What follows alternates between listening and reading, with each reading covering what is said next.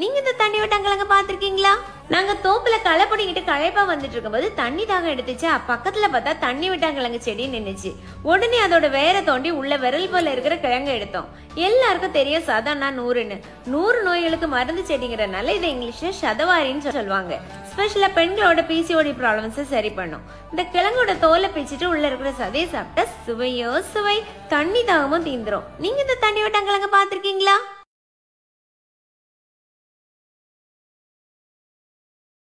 நான் கையில வச்சிருக்கிறேன் இந்த நாத்தை வச்சு 25 வருஷம் கழிச்சு நீங்க இந்த ஒரு மரத்துல இருந்து 10 லட்சம் எடுக்க முடியும்னு சொன்னா உங்களால நம்ப முடியுதா?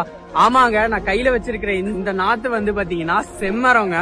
சோ இது பொதுவா நிறைய இடத்துல வைப்பாங்க.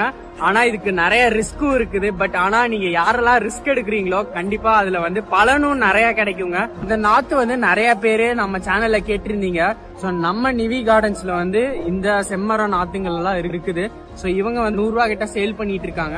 நான் கையில வச்சிருக்கிறேன் இந்த நாத்தை வச்சு 25 வருஷம் கழிச்சு நீங்க இந்த ஒரு மரத்துல இருந்து 10 லட்சம் எடுக்க முடியும்னு சொன்னா உங்களால நம்ப முடியுதா?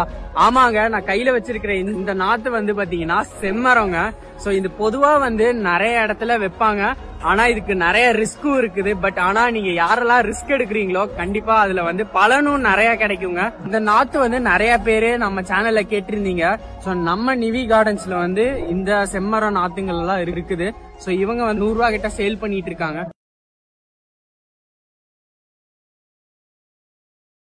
ரொம்ப உண்மையான வடிவல் சொன்னா அந்த மாமன்னன் வடிவல் தான். அதிகமா மாமன்னன் மாதிரி ஒரு கஷ்டத்தை அடைச்சிருந்தாங்க. அந்த கஷ்டத்திலிருந்து வெளியே வந்தனால நகைச்சுவை நடிகர் மாதிரி. ஆனா முன்ன இருக்கிறது மாமன்னன். நாங்க 30 வருஷம் கிட்டத்தட்ட 25 to 30 வருஷமா ஒரு கலகலப்பான வடிவேல ஸ்கிரீன்ல பார்த்தோம். ஆமா. அதுக்கப்புறமா பாத்தீங்கன்னா இப்ப மாமன்னன் படம் ரிலீஸ் ஆனப்போ ஒரு 60 வருஷமா இறுக்கமா இருக்கிற ஒரு மனுஷன் எப்படி இருப்பாரோ அதை எக்ஸாக்டா நீங்க வெளிப்படுத்தி இருந்தீங்க. இந்த மாமன்னன் படத்துல ஒரு பெரிய ட்விஸ்ட், உங்களுடைய நடிப்பு எல்லாமே வேற மாதிரி இருந்தது. இங்க பார்த்தா இன்னைக்கு ஸ்டேஜ்ல ரொம்ப ரொம்ப சாதாரணமா இப்படி 2 பேர் பக்கத்துல சேர்ல உட்காந்து பேசிக்கிட்டு இருந்தா எப்படி பேசுவோம், அந்த அளவுக்கு எளிமையா பேசுறீங்க. இந்த 3 பேர்ல யார் சார் உண்மையான வடிவேலு? இப்படி ஒரு இடத்துல இருக்கிறீங்க. ஆனா ஷட்டிலா இருக்கிற அந்த மாமன்னன் வடிவேலு தான் உண்மையான வடிவேலு.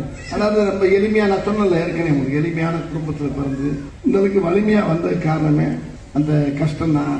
ரொம்ப சின்ன பிள்ளையில ரொம்ப வீட்டுக்குள்ள வறுமையா இருந்தா கூட வெளியில ஃப்ரெண்டுகளோட காமெடி பண்றது, பேசுறது, இது நகைச்சுவைன்றது ஜாப் எனக்கு ரொம்ப அது கொஞ்சம் ஆர்வமா இருக்க ஆரம்பிச்சேன். வலி ஒரு பக்கம் இருக்கும் போது வெளியில பசங்களோட ஜாலியா காமெடி பண்றது, இது பண்றது, அது தன்னுடைய ஃபாதருடைய ஜீன் அப்படின்னு சொல்லுவாங்க. அவர் நகைச்சுவையில பெரிய சக்கரவர்த்தி அவர் அப்பா. அவருடைய இது கொஞ்சம் எந்த இருந்தாலும் அதிகமா மாமன்னன் மாதிரி ஒரு கஷ்டத்தை அடைச்சிருந்தாங்க. எங்க அப்பா பேரு நடராஜ பிள்ளை, அவர் பேரு. எங்க அம்மா பேரு சரோஜினி. இவங்கெல்லாம் எல்லாமே ரொம்ப ஒரு பாட்டாளி வர்க்கம், கஷ்டப்பட்டவங்க, ஒரு சம்சாரி.